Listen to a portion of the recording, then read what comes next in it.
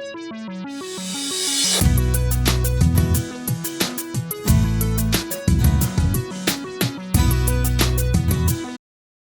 to the review of the 38-inch Vizio soundbar plus sub.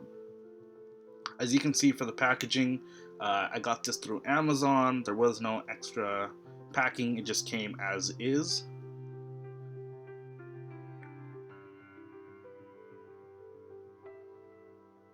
So let's get this opened up, and the first thing we're going to review is the sub. As you know, it's not the conventional home theater size, it's just a little bit smaller. I would compare it to the speakers or the subs that you get for your computer. It's bottom mounted, so if you want something with heavier bass, this sub actually will not do it. Here's a 38-inch soundbar, very well packed.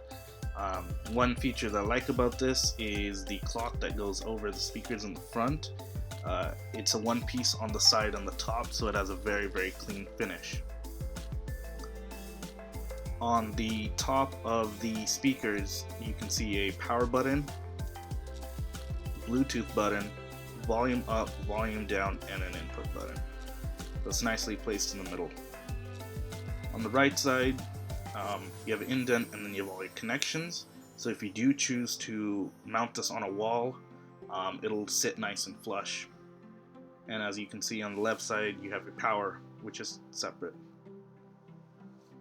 Now for this installation, we'll be setting it on my TV stand instead of mounting it on a wall.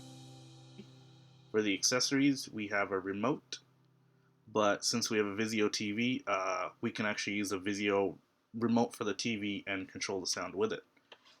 But it's still nice that they included a remote. They also give us video, they also give us batteries,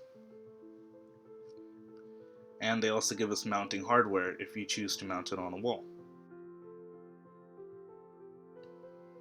Here we have the optical cord, which we'll be using to get the best sound quality. If you have an older style TV, Vizio is actually nice enough to include all the cables, so you have to go running to your local electronics store.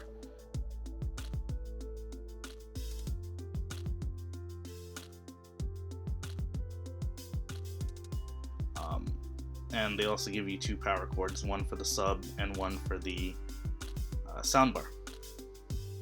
So for the installation, you would first look on the back of your TV and figure out what sound outputs you have. As you can see on this TV, it's fairly new, it's about 1 year old. So we do have the optical output, as well as your standard AV and digital. So first we connect the optical cord to the TV. Be careful not to bend the cord, because it will break, and then connect the other end into the back of the soundbar. If you are choosing to mount this soundbar, make sure don't mount it too far, because the optical cord is actually not that long.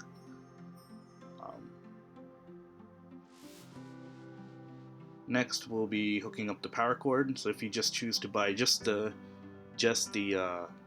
soundbar, this is all the installation you really need to do. It just takes a few minutes, very easy, very quick. For the sub, as you can see, there's my conventional home theater Sony sub. So your Vizio is much smaller. Very easy installation. All you have is a power cord. You do have a button in the back because it does wirelessly connect to the soundbar. So just press it to sync it if it is already not synced, and just position into place.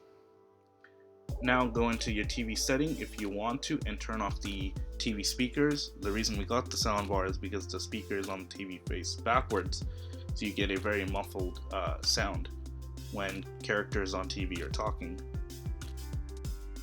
So as you can see here on the soundbar, you have LED lights. Now when it's just sitting there, the LEDs will display your volume output, and as you increase or decrease volume output, your LEDs will you'll increase your LEDs or decrease. As you can see here, when you go into your setting like base, all your LEDs will light up and you'll have one that's the brightest. When you decrease or increase your base or other settings, the bright LED will either go down or up, displaying how intense you have it set at. And then just wait a few seconds and it will automatically drop back to its normal mode, which is in volume. Vizio Soundboard 2015 edition, I believe. Thank you for watching.